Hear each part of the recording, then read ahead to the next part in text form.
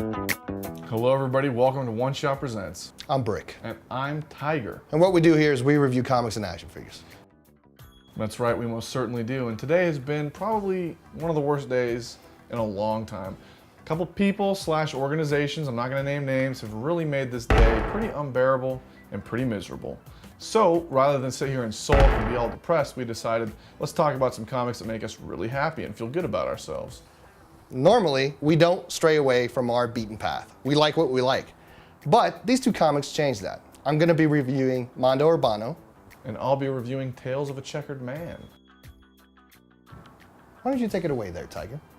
All right, I will. Thank you. So yes, I'm going to be reviewing Tales of a Checkered Man. It's a comic brought to you by Denver Brubaker. It's a webcomic. And like Brick said, this is something that's a little bit off the beaten path for me. I don't know why, but I've always been a little apprehensive about webcomics. I really like printed books. But after reading this one, it has made me take a step back and go, you know, some of these webcomics, they're actually pretty cool. This one is the story of the Checkered Man. He's a guy who's going through a midlife crisis, decides to become a crime fighter, but he's afraid of heights. So that's kind of the first little twist that you find in the comics. And it's really funny. It reminds me a lot of the Sunday Funnies and, you know, the newspaper comic strips you read as a kid, like Calvin and Hobbes, Far Side, Peanuts, things like that. But it's also got plenty of, you know, comic book references like The Dark Knight Returns and Iron Man. And he pulls off kind of that blend really well. The other thing that I like about it, and this is where I think that the real, you know, hardcore talent of this book and awesomeness of this book lies, each strip is self-sustained. I mean, you can read one 3-panel strip and get a good laugh, get a cool little adventure, or you can read all the strips in the series and get a good story. Either way, whether you're a casual reader or an avid fan, it's really fun to read and really cool. So it's something that's really kind of blown my mind with how amazing it is. So I'm going to definitely give it a 5 out of 5.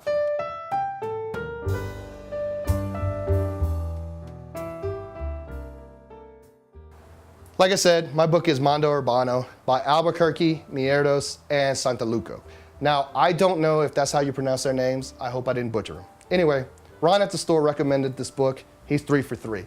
It was a fun ride. Now, what the story is about is the Robert Johnson story. A musician sells his soul to the devil, you know, in order to be this great musician and have women and money and all that good stuff.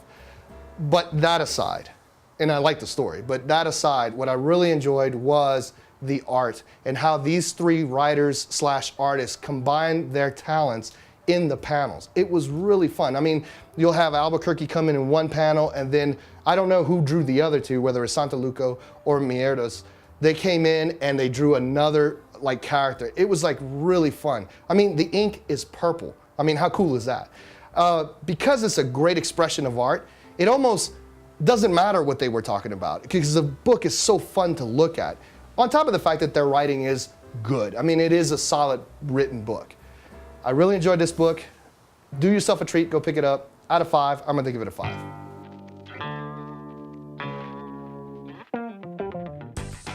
Raphael Albuquerque is actually the penciler for one of my favorite books, American Vampire, written by Scott Synder. While we were at the con, we had a chance to talk to Scott Synder, so check it out.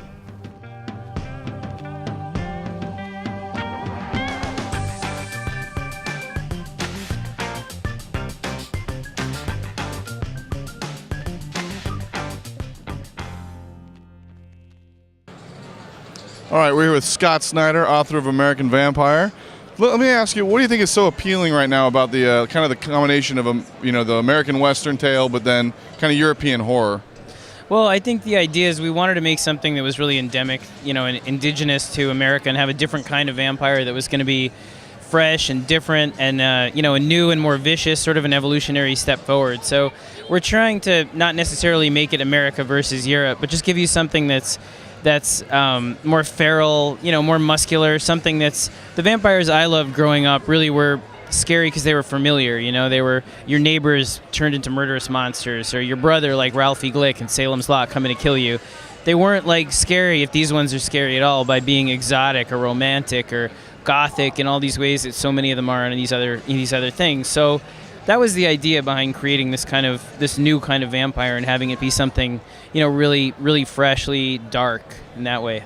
Right on. So now, growing up, you mentioned a couple like things, the vampires. Are you a straight up horror guy since you were a kid, or are you a ton of different things? This just happens to be one avenue. Well, I like a lot of different things, but I've always been a major horror fan since I was a kid. You know, I feel like a lot of my social and psychological problems come from watching like too many horror movies when I was a kid. There was a video store right by us that like wouldn't let you rent an R-rated movie back on cassette, like if you were under 17, but you could have it delivered and then they wouldn't turn you down if you ordered it. So I would just order like Night of the Living Dead and Return of the Living Dead 2 and like Fright Night, all that kind of stuff in the 80s. So I've always been a pretty big horror buff. So how do you think the response has been? Like, do you have a plan for the comic, or are you kind of choosing as you see the fan reaction and listening to their input, or is there already an arc in place? Well, there is an arc in place. I mean, we really have planned it out for a while, like through a few more cycles. But we are trying to listen also to fans, and the response has really been great to, especially to Pearl and Skinner, the two main characters. So the idea originally was to kind of move away from them for a bit, and then come back to them absolutely always. But I fell in love with Pearl in a lot of ways too. So we're really keeping the series in cycle 2, 6, 7, 8, 9. Las Vegas in the 30s, really focused on them as well. So they come back in surprising and big ways in the next cycle too. Well, thank you very much. We appreciate it. Yeah, absolutely, man. Thanks a lot. Absolutely. Well, that's our show. Thanks for watching. I have no idea where Tiger's at, but we want to thank our sponsors, Night Flight Comics, the greatest sponsors in the world. We also want to thank Comics Nexus, Big Shiny Robot, and Comcast On Demand. Check us out on TV. We need the hits. Also, we'll be premiering Brick and Tiger versus Romance on September 2nd at the Public Library downtown. It's free, so come check it out. We'll sign posters, we'll do anything. Just come check out our show. We'd love the support. You guys might actually laugh. It'll be a good time. Anyway, that's our show. We'll see you guys next week.